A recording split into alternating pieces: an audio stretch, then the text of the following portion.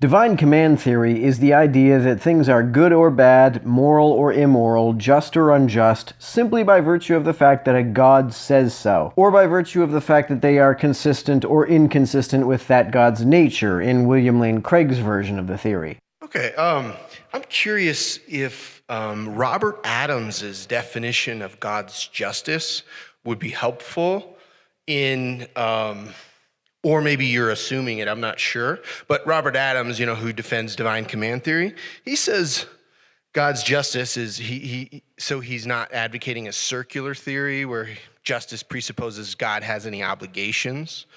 Right. So Adam says God's justice is simply his judging in accordance with the facts.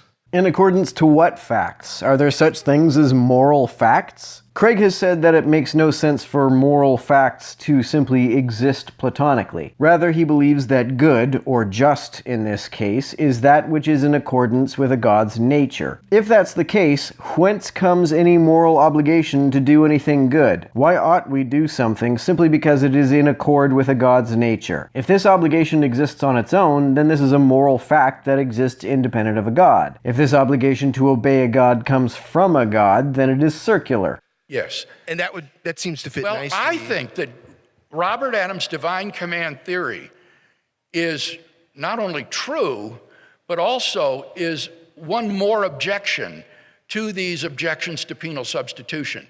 Because on a divine command theory, who determines what is just or unjust?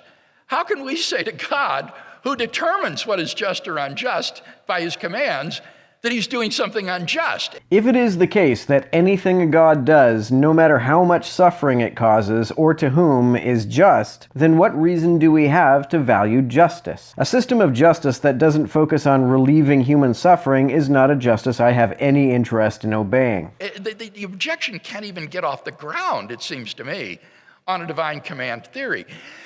Moreover, on a divine command theory, God doesn't have any moral duties because he doesn't issue commands to himself.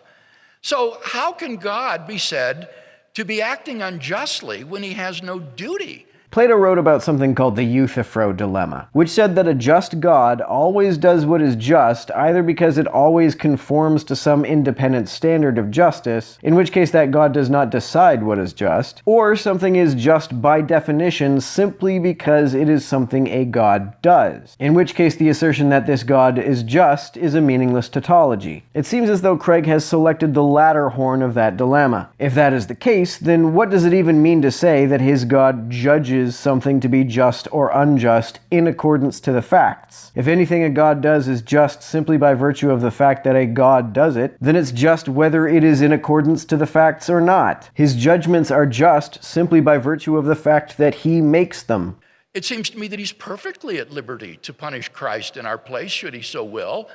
And therefore, if you have a divine command theory, it seems to me the objection is just a non-starter. Then what inferences ought we make on the basis of this? If punishing an innocent person in the place of the guilty is just, and we ought to do just things, then ought we not also begin to punish the innocent in place of the guilty? If not, why not? If you really believe this to be just, then why would you not advocate that we base our own justice systems around this principle?